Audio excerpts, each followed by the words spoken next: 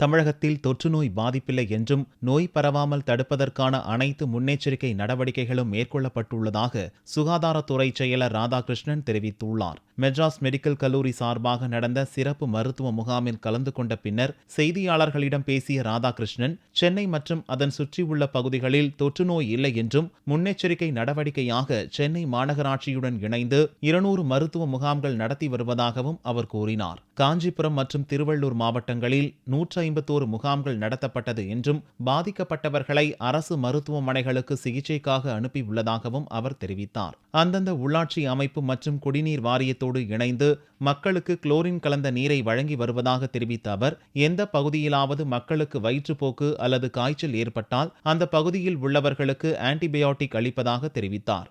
சென்னை சுற்றியுள்ள பகுதிகளில் எந்த ஒரு தொற்று நோயோட அவுட் பிரேக்கும் கிடையாது. ஸோ தேவையற்ற கவலை மக்களுக்கு வேண்டாம். ஆனால் முன்னெச்சரிக்கை பணிக்காக சுமார் இப்போ சென்னை மாநகராட்சியோட இணைந்து 200 மருத்துவ முகாம்கள், ஒவ்வொரு டிவிஷன்லையும் ஒரு மருத்துவ முகாம்கள், அவுட்ரீச் கேம்ப்ஸ் நடத்துகிறோம்.